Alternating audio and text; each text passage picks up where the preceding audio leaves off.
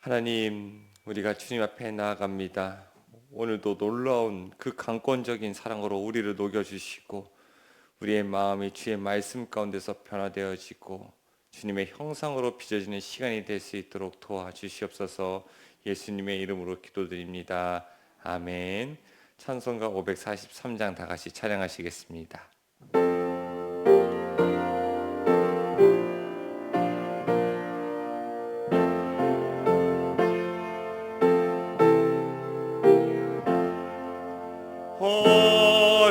어려운 일 당할 때 나의 믿음 적으나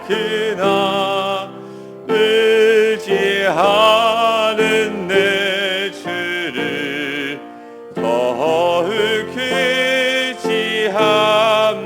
의지합니다. 세월 지나갈수록 의지할 것뿐일세. 무슨 일을 당해도 예수 의지합니다. 생명 있을 동안에 예수 의지합니다. 천국 올라가도록 의지할 것뿐일세. 세월 지나갈수록 의지할 것뿐일세. 무슨 일을 당해도 예수 의지합니다. 아멘. 이 시간 우리가 같이 보실 말씀 빌립보서 4장 10절에서 23절의 말씀입니다. 한 절씩 교독하시겠습니다.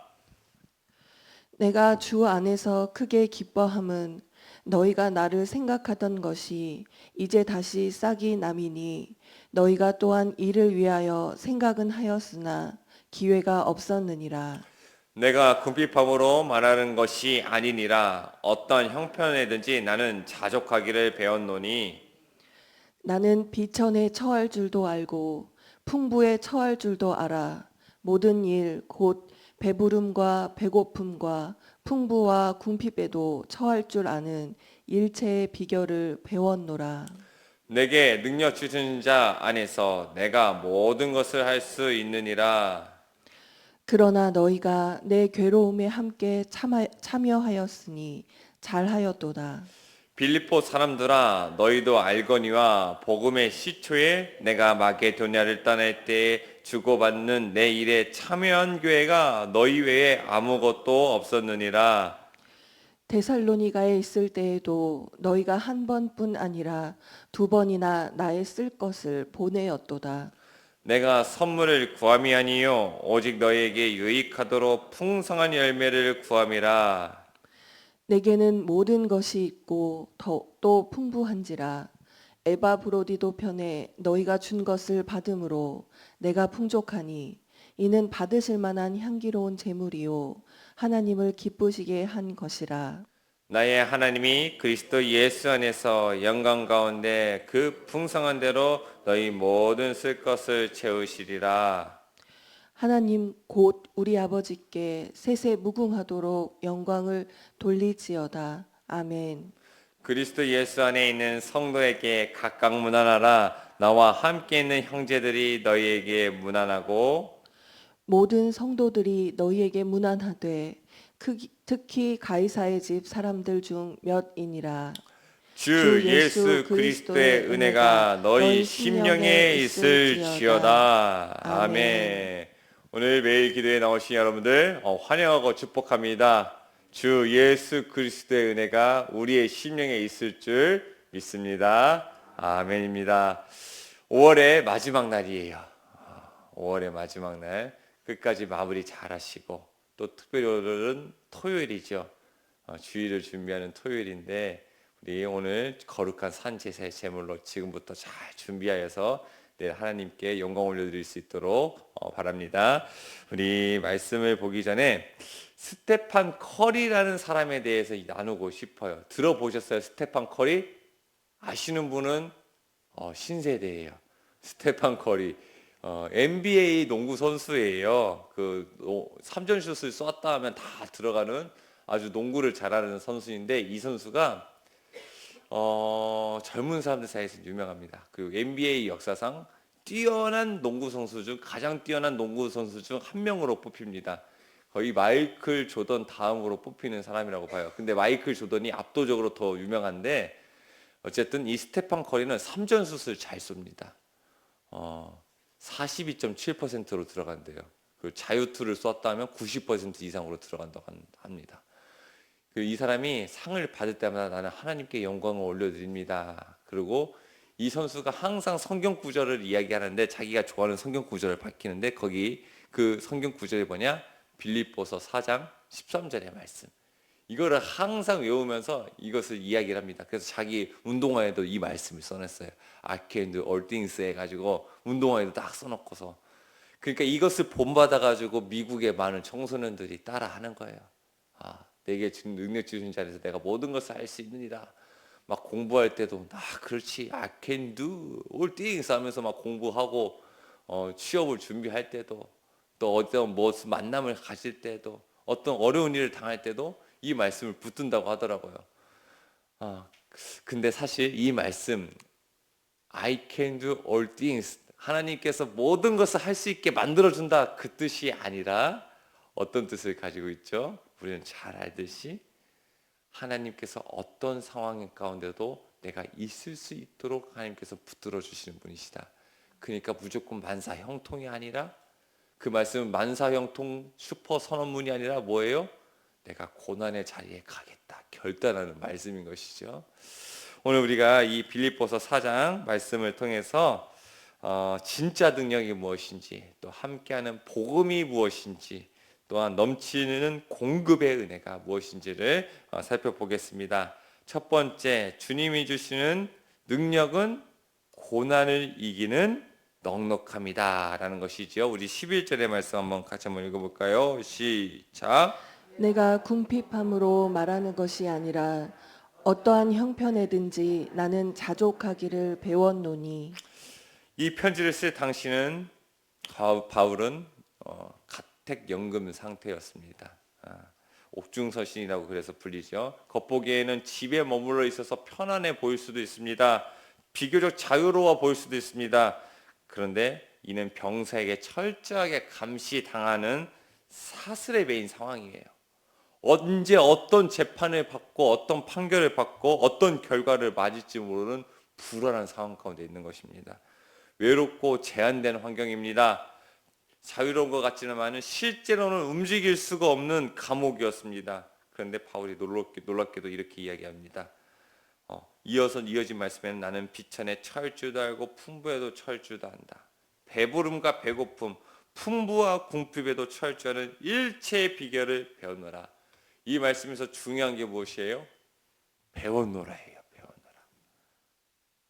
바울은 이 믿음을 단번에 얻은 것이 아니라 고난을 통과하고 삶으로 체득했다라고 이야기하는 것이에요. 우리는 단번에 어느 한순간에 그 믿음이 생길 것이라고 생각합니다. 그런데 그렇지 않죠. 신앙이라는 건 그런 것이 않아요. 훈련과 연단의 시간이 있어야만이 정금과 같이 나오는 것이에요. 내게 능력 주시는 자 안에서 내가 모든 것을 할 수 있느니라. 이것도 마찬가지입니다. 내게 능력 주시는 자 안에서 내가 언제 갑자기 그 능력을 얻는 것이 아니라 그것도 계속해서 우리가 견뎌내온 그 서열과 시간들이 있어야만이 이 능력을 얻을 수 있다는 것입니다. 그렇기 때문에 우리가 하나님께서 주시는 능력은 진짜 능력은 무엇이냐? 인내함이에요. 견뎌냄이에요. 그리고 그것을 이겨낼 수 있는 넉넉함입니다. 세상은 문제를 없애주는 것, 단 한 번에 해결해 주는 것을 능력이라고 이야기하지만은 성경 말씀이 이야기하는 능력은 무엇입니까? 어떤 상황과 환경 속에서도 흔들리지 않는 그 넉넉함, 그 담대함을 능력이라고 이야기하고 있습니다. 우리 빛과 소금 교회가 이 능력을 소유한 자가 되기를 축복합니다. 단순히 문제가 없는 삶만을 구하는 것이 아니라 어떤 문제가 와도 어떤 환경에도 무너지지 않는 그 믿음을 소유한 자, 그것을 배운 자가 되기를, 그래서 성숙하고 성장한 자들이 가득한 교회가 되기를 축복합니다. 그래서 바쁠 때 오히려 더 여유로움을 가질 수 있는 사람, 힘들 때 유머를 잃지 않을 수 있는 사람, 어떠한 시련과 고난 앞에서도 우리를 사랑하시는 이로 말미암아 넉넉하게 이기는 자들, 그 우리 모두가 되기를 바랍니다. 두 번째 깨닫는 것, 복음은 함께 짊어지는 것이다 라는 것입니다. 바울은 14절에서 이렇게 이야기합니다. 한번 읽어볼까요? 시작. 그러나 너희가 내 괴로움에 함께 참여하였도다. 15절도 읽어볼게요. 시작. 빌립보 사람들아, 너희도 알거니와 복음의 시초에 내가 마게도냐를 떠날 때 주고받은 내 일에 참여한 교회가 너희 외에 아무것도 없었느니라. 너희가 내 괴로움에 참여했다. 복음을 전할 때부터 지금까지 오직 너희만이 나와 함께하였다. 빌립보 교회가 바울의 곁을 지켜줬습니다. 단순히 헌금만 보내준 게 아니라 그들은 바울의 고통을 함께 나누고 끝까지 동행한 동역자입니다. 바울이 선교 사명을 끝까지 감당할 수 있었던 그 힘이 하나님으로부터 먼저 공급받았고, 두 번째는 하나님은 이 빌립보 교회를 통해서 다 바울을 위로하심으로 바울이 끝까지 달려갈 수 있도록 해주신 것이에요. 하나님께서 공동체를 허락하신 이유가 바로 이거예요. 붙들어 주라고, 위로하라고, 함께하라고, 함께 울고 웃으라고 공동체를 보내주실 것이에요. 우리 교회를 허락해 준 이유가 뭐예요? 교회 예배 잘 들어서 복 받아라가 아니에요.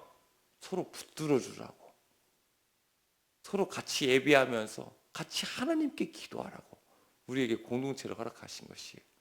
전도서 4장 12절의 말씀, 아주 유명한 말씀이죠. 한 사람이면 패하겠거니와 두 사람이면 맞설 수 있나니 새 곁줄은 쉽게 끊어지지 아니하느니라. 그렇습니다. 빌립보 교회의 모습은 오늘날 우리 교회가 본받아야 할 아름다운 공동체의 본입니다. 함께 아파하고 함께 기도하고 물질로 도우며 삶으로 나누는 공동체, 바로 빛과 소금 교회가 그런 교회가 돼야 됩니다. 제가 찾아보니까 2024년 로잔에서 보니까 우리나라가 파송한 선교사의 숫자가 21,621명이더라고요.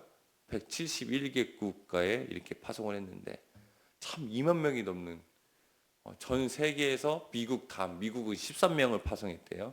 근데 우리는 2만 명 파송했는데 인구가 거기 훨씬 많잖아요. 인구 대비로 따졌을 때 압도적이에요, 우리나라가. 그 정도로 많은 선교사님을 보냈어요. 그리고 우리는 그 선교사님을 돕고 있죠. 참 한국교회가 참 귀한 사명을 잘 감당하고 있습니다. 그렇습니다. 우리는 그렇게 선교사님을 잘 도와야 돼요. 그런 목회 활동을 하시는 선교사님, 주님의 일을 다하는 선교사님, 그리고 또한 우리는 누굴 도와야 돼요? 우리 곁에 있는 사람도 도와야 돼요. 우리가 교회를, 하나님께서 우리에게 교회를 허락하신 이유, 다 하나님께서는 우리 스스로만 먹고 잘 살라고 하는 것이 아니라 돕고 섬기며 함께 울고 웃으라고 이 공동체를 허락하신 줄 믿습니다. 한국교회 부흥을 주신 이유도 무엇일까요? 마지막 때 이 선교 사명을 감당하라고 주님께서 우리에게 부흥을 허락하신 것이에요. 그 사명을 잃어버리면 죽어가는 것이에요. 우리 가운데 사랑을 잃어버리면요, 교회는 힘을 잃어버리는 것이에요. 우리 교회가 이 사랑을 소유한, 이 능력을 소유한 교회로서 끝까지 부흥하며 성장하는 교회가 되기를 바랍니다. 마지막 세 번째, 하나님은 넘치도록 채우시는 분이시다라는 사실입니다. 바울은 19절의 말씀을 통해 이렇게 선언하는데 우리 같이 한번 읽어볼까요? 시작. 나의 하나님이 그리스도 예수 안에서 영광 가운데 그 풍성한 대로 너희 모든 것을 채우시리라. 여기서 중요한 표현은 무엇이냐? 그 풍성한 대로 너희 모든 쓸 것을 채우시리라. 근데 이 풍성함, 너희 쓸 것을 채우시는 이 하나님의 풍성함은 우리의 계산이 아니에요. 우리가 생각하는 조건이 아니에요. 우리는 하나님께 기도할 때 우리는 정답을 원해요. 정답. 아프면 건강을 주십시오. 그죠? 가난하면 로또를 주십시오. 막 이렇게 정답이 있어요. 우리 아들 재수합니다. 합격하게 해주십시오. 우리는 다 정답, 그 문제가 바로 해결되는 것을 원해요.